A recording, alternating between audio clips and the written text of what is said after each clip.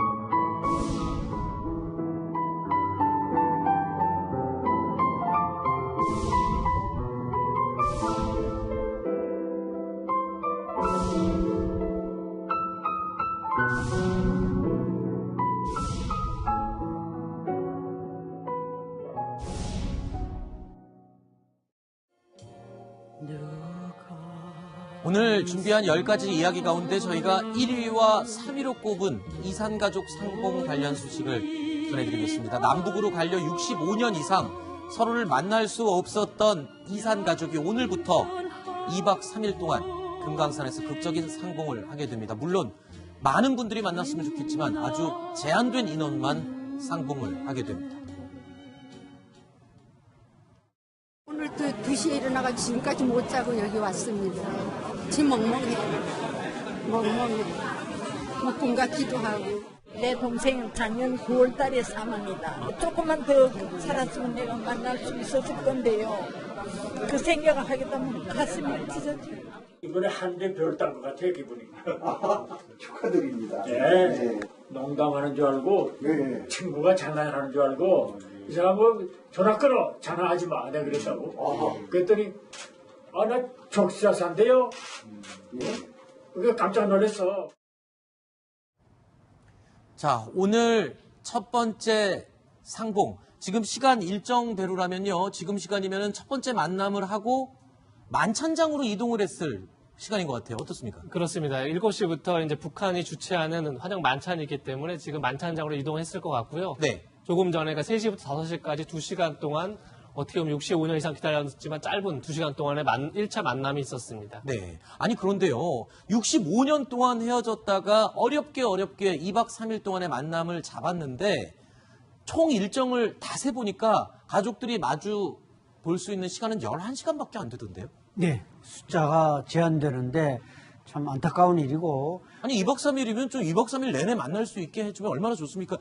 고작 11시간만 만나게 한다는 게 너무 속이 상해요. 예. 그런데 이번에 조금 그래도 다행스러운 건 바로 내일 점심에 네. 그 가족끼리만 도시락을 시켜놓고 그게 아마 룸에서 하는 건지 3일포라는 야외에서 하는 건지는 아직 확인이 안 되고 있습니다만 네. 가족끼리 도시락을 먹으면서 대화할 수 있는 시간을 준다고 합니다. 그러니까 이제 수백 명이 모여서 이렇게 웅성웅성하는 데서야 뭐 누가 아버지가 돌아가셨니 뭐 어쩌니 그 공식적인 말만 물어볼 수 있지만 이렇게 네. 도시락을 먹으면서 가족끼리 모이면 그래도 어디 뭐 강제로 쫓겨가지는 않았었니 뭐 고통받지 않았었니 이런 깊은 진솔한 대화를 나눌 수 있으니까 네. 그런 시간이 마련됐다는 것은 천만다행스러운 일이라고 생각합니다. 그렇군요.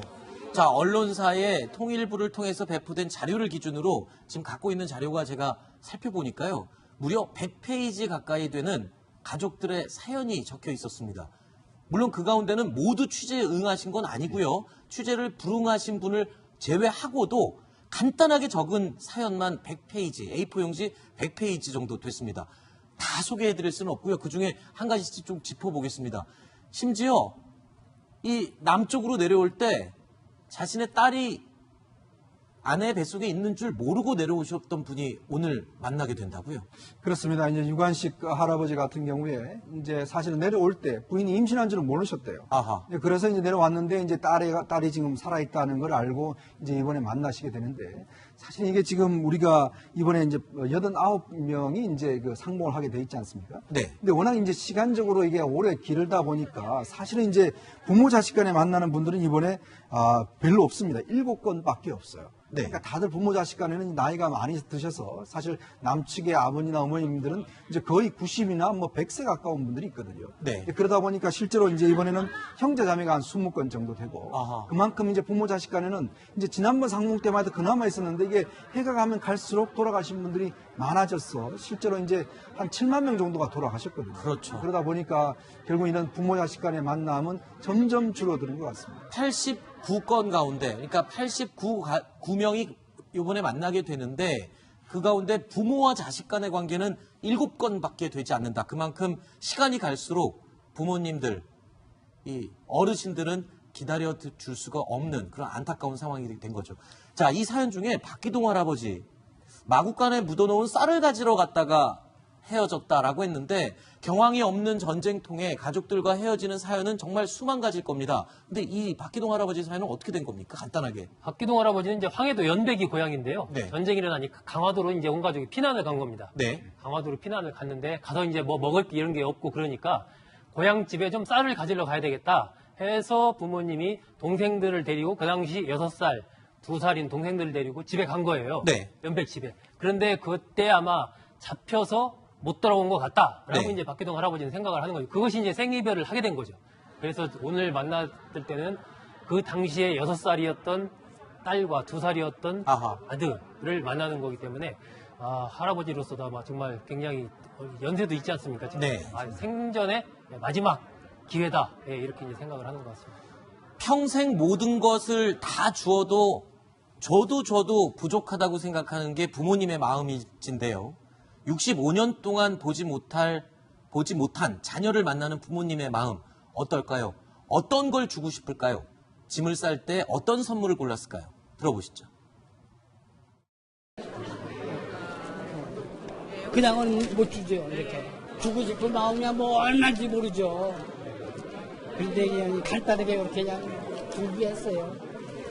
다음 또 만날 기회를 그걸 생각해서.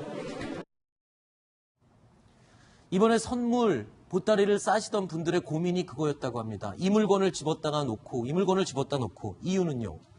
평생을 같이 못 지냈기 때문에 체형이 뚱뚱한지 말랐는지 키가 어느 정도 큰지 모르기 때문에 어떤 물건을 줘야지 맞을지를 굉장히 고민을 많이 했다고 하죠. 그래도 이분들은 얼마나 행복하셨겠습니까? 사실은 선물을 준비할 수 있다는 것만 해도 엄청난 특권이거든요. 그렇기 때문에 이제 본인들이 특히 어렸을 때 이제 좋아하던 음식들 같은 게 어떤 분들은 영양갱을 좋아한다고 해서 영양갱을 준비한 분들이 있고 또 점퍼를 준비한 분들이 있고 아까 보시는 같이 위안화, 그러니까 북한에서는 이제 위안화를 쓸 수가 있으니까 네. 달러라든지 위안화를 이제 준비한 분도 많으시고 근데 이제 문제는 이 세월이 지나다 보니까 도대체 키가 얼마나 컸는지 몸집이 얼마나 큰지 그렇죠. 그러니까 사이즈를 알 수가 없으니까 이걸 주고 다 놨다 하시면서 결국 이제 선물을 이것저것 다 이제 준비하신 거예요. 네. 숟가락도 보니까 한 20개 정도로 젓가락을 다 준비한 가분도 계시고 또 겨울 패딩 같은 경우도 조금 전에 소개해준 박기동 할아버지 같은 경우에 본인은 평생 15만 원짜리 이상은 뭐 입으시지도 않으셨대요. 네. 근데 동생을 위해서 50만 원짜리를 이번에 이제 그 파카를 준비해서 겨울에 춥지 않습니까? 네. 그러다 보니 그 선물을 준비를 했고 제가 예전에 그 남북 이산가족 취재를 갈 때 보면 정말 많은 선물들을 쫌쫌하게 준비해 가신 분들이 많아요. 근데 올 때 보면 정말 자기가 입고 있는 것까지도 다 주고 온 분들이 많습니다. 네. 아마 이번에 가족도 마찬가지로 올라가시면 정말 모든 선물들 다 준비해 가지고 내려오실 때는 빈손으로 아마 내려오신 분들이 많을 겁니다. 네. 자, 지금 선물들 그러니까 공통적으로 많은 분들이 이 선물 보따리에 집어 넣은 품목들을 몇 가지만 해놓은 겁니다. 북쪽이기 때문에 겨울에 추울까봐 따뜻한 겨울 패딩과 히트텍 또는 속내이라고 하죠. 그런 것을 많이 준비한다고 이야기를 들었고요. 우리 안 박사님이 항상 강조해 주시던 북한에서는 의약품, 생필품 중에 의약품이 모자라다고 해서 의약품, 먹는 약, 소화제나 이런 것들을 아주 많이 준비한다고 합니다. 그 이외에도 화장품, 치약, 칫솔을 굉장히 많이 준비하는 것 같고요. 초코파이는 공통적으로 많은 분들이 짐 속에 사서 넣었다고 합니다.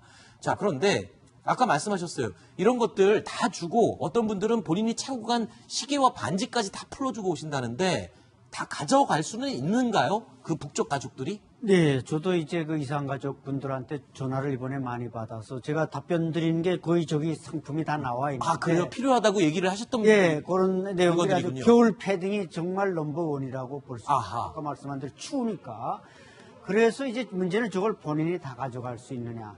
과거에는 어려웠지만 지금은 이제 물품에 한해서는 거의 다 본인이 가져간다고 아, 합니다. 그래요? 그러나 이제 위안화 돈 줬죠. 북한은 이제 달러와 위안화가 힘이 세고 북한 돈은 힘이 약하니까 달러 위안화를 많이 주는데 이게 뭐 당국에서 강제로 야 바쳐라 이렇게 말하지는 않지만 네. 평양에 이제 돌아가면 그게 이제 단이 구성돼서 이산가족 방문단이 구성돼서 거기 또 책임자도 있고 이런데 좀 열성 당원인 분이 우리가 이제 당위 배려로 이렇게 가족을 만나고 왔으니까 뭔가 좀 성의를 표시하자 이러면 이제 가족들한테 받은 위안화나 달러나 이걸 좀 받아서 혼납을 한답니다. 아하. 이것이 공식적으로 강요는 안 하지만 그렇게 해야 또 다음에라도 내 가족을 만날 수 있지 않을까 이런 이제 연약한 백성으로서 그렇게 처리하는데 이건 뭐 우리하고는 이제 정반대고 그야말로 우리는 다 주고 싶고 목숨까지도 줄 수 있는 이산가족이지만 북한은 그걸 받아와도 자기가 100% 소유할 수 없다는 이게 또 좀 아쉬운 점. 그래도 같은 가족인데 마음은 똑같을 것 같아요. 남쪽의 가족들이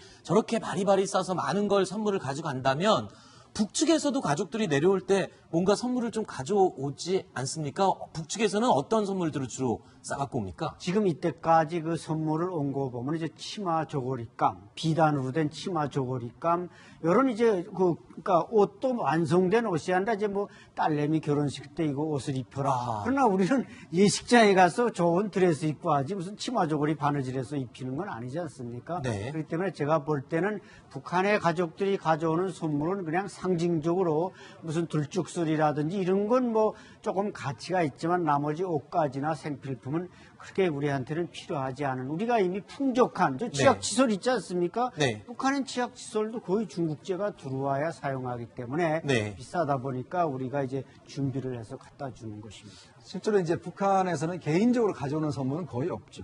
그 이제 북한의 정부에서 이 들쭉술하고 술 한 두세 병 네. 이 정도를 이제 주라고 줍니다. 그러니까 공식적인 선물 이외에는 북한 이산가족들은 사실은 줄 게 없어요. 이제 그러다 보니까 이 상봉 현장에서 보면 굉장히 안타까운 면이 많아요. 사실 북한 가족들도 뭔가 주고는 싶은데 사실 옷 입고 오시는 걸 보면 이것도 똑같은 옷을 이제 북한에서 해입혀서 내려오거든요. 네. 그만큼 이제 열악한 상황이기 때문에 사실 우리 가족들은 줄 게 많은데 네. 북한 쪽은 사실은 줄 게 없어서 떠날 때 보면 굉장히 아쉬움을 토하는 경우가 많습니다. 그래서 그럴까요? 북한에 있는 이산가족 2세들은 이산가족 상봉에 대해서 대놓고 그럴 수는 없지만 조금 꺼리는 분위기도 없지 않아 있다면서요. 그렇죠. 이제 이산가족은 북한에서는 소위 그 통제받는 적대 계층에 포함되는 분들입니다. 물론 이제 과거보다는 조금 지금은 완화됐죠. 이산가족을 만나서 좀 돈도 보내주고 이제 이렇게 해가지고 뭐 탈북자도 이제 좀 달라지고 돈을 우리 한국에 온 가족들이 보내주면 그 탈북자 집에서는 늘 기름 냄새가 나고 이산가족도 마찬가지라 조금 대우는 달라졌지만 그래도 2, 3세 출신 성분이 좋은 걸로 돼 있다가 갑자기 출신 성분이 나쁜 사람으로 돼 있으면 북한에서 이제 뭔가 그 출신 성분을 중요시하니까 좀 소외계층이 될 수 있기 때문에 꺼려하는 이런 사람들도 신세대들은 많다고 합니다. 지금 이야기를 나누다 보니까요. 이산가족 상봉은 이제 시간과의 싸움이 돼버렸습니다. 총 89명 이산가족 가운데 부모, 자식 간의 상봉은 불과 7명밖에 없었을 뿐이니까요. 4살에 갈라져 이장 71이니까 67년 기간 다음에 갈라진 거야. 내 혼자 나와서 애 나무라. 지 아빠 없고 지 아빠는 못 나오고 4살인 것도 도저히 엄마 없이 어떻게 자랐는지 아빠가 어떻게 키웠는지 아드님 얼굴 기억나세요? 안 나지요. 사진도 없으세요? 아무것도 없지. dumdum해서 진짠지 가짠지 소린지 옳은 소린지 뭐 영양제나 뭐 아프면 먹는 감기약이나 그런 거. 할머님이 저렇게 말씀은 하시지만 본인의 아들을 보면 금세 알아볼 것 같아요. 그렇죠? 제가 이제 상봉 현장 취재를 나가보면 딱 얼굴만 봐도 저분이 아들이라는 걸 금방 알 수가 있어요. 참 그게 혈육이라는 게 굉장히 참 신기한 게, 그러니까 가면 사실은 수십 년 아닙니까? 70년 떨어져 있었는데 금방 알 수가 없거든요. 근데 현장에서 딱 입장하는 걸 보면 저분은 저 할머니가 아니면 한눈에 알아봅니다. 이게 참 보면 혈육이 강하다는 게, 그러면 또 금방 또 현장에서 보면 몇 시간 지나서 그냥 또 서로 친해지고 이런 모습을 보면 역시 혈육은 강한 것 같아요. 조금 더 안타까운 게 이제 부모와 자식 간의 인연들이 점점 숫자가 줄다 보니까 촌수도 멀어지는 것 같아요. 이산가족 상봉에서 만나게 되는 촌수도 이제는 조카 며느리 이런 식으로 점점 조금 벌어지는 것 같은 느낌이 듭니다. 그렇죠. 이제 한 번도 만난 적이 없는 하지만 혈육으로 맺어진 네. 그러한 이산상봉 이것이 좀 늘어나는 거죠. 이번에도 보면 89분 중에 90세 이상이 33분이나 돼요. 아이고. 그럼 사실 이분들은 연세가 있으니까 언제 어떻게 될지 모르는 거의 마지막 이런 부분이기 때문에 앞으로는 이 남북 이산가족 상봉 부분은 좀 횟수도 늘리고 만나는 숫자 자체도 좀 늘려서 서로가 좀 교류도 자주 만나는 그리고 또 많이 만나는 이런 식으로 좀 변화가 필요하지 않은가. 그런 네. 부분에서 북한도 좀 더 전향적인 좀 입장이 필요하지 않나 생각이 듭니다. 이산가족 상봉이라고 하면요. 정말 평생 가슴속에 묻어놨던 한을 제일 처음으로 뻥 뚫리게 해줬던 그 1980년대의 이산가족 상봉을 잊을 수 없죠. 그때 당시의 화면을 잠깐 보겠습니다.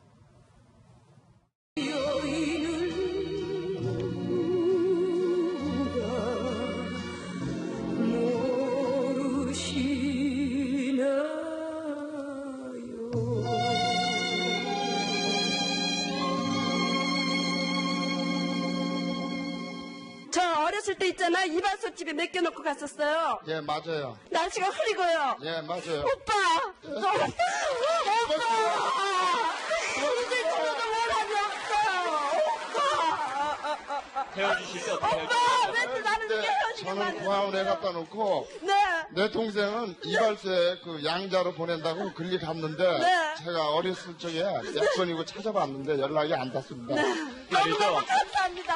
오빠 어째 제주도에 내려오세요 한번. 내가 바로 갈 테니까 네. 오삼촌도 네. 지금 보고 계실 거야. 네 삼촌요. 그러니까 전쟁이 얼마나 무섭다는 것을 네. 너도 알아야 된다고. 네.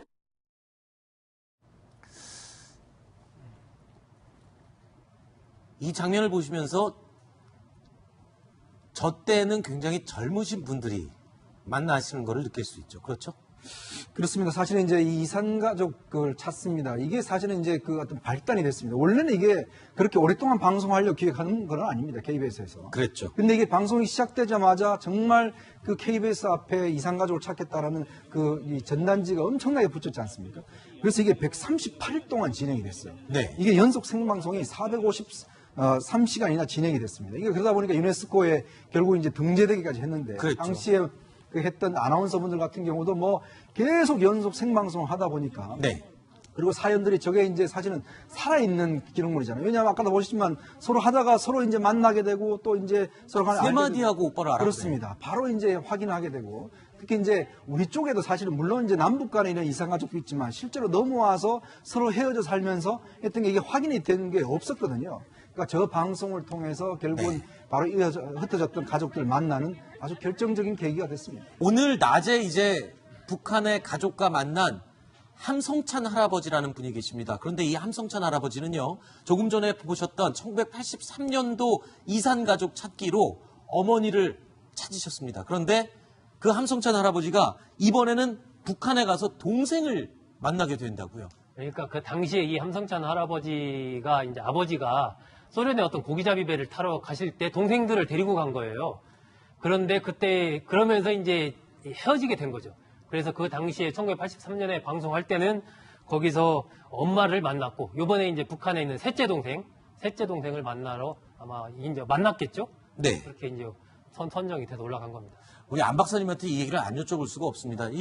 저렇게 이산가족 상봉 몇 년 만에 다시 또 재개가 됐는데 저때 83년도 장면 예. 그리고 또 오늘 장면을 보시니까 만나시는 분들의 연세가 확 고령화가 된 걸 느낄 수 있어요. 안 박사님은 남다르실 것 같습니다, 느낌이. 그렇죠. 이게 분단과 전쟁으로 가족이 다 헤어지지 않았습니까? 근데 지금껏 이 뭔가 그 피는 물보다 진하다 하지만 또 뭐 이데올로기는 피보다 더 진하다 이런 말이 있듯이 겨우 남북 간의 이산가족 상봉이 시작된 게 18년밖에 안 됐고 지금 4천약 100여 가족이 겨우 상봉을 했습니다. 네. 나머지 지금 13만 명이 신청을 했지만 계속 하루가 다르게 돌아가시고 연세가 많으니까 말이죠.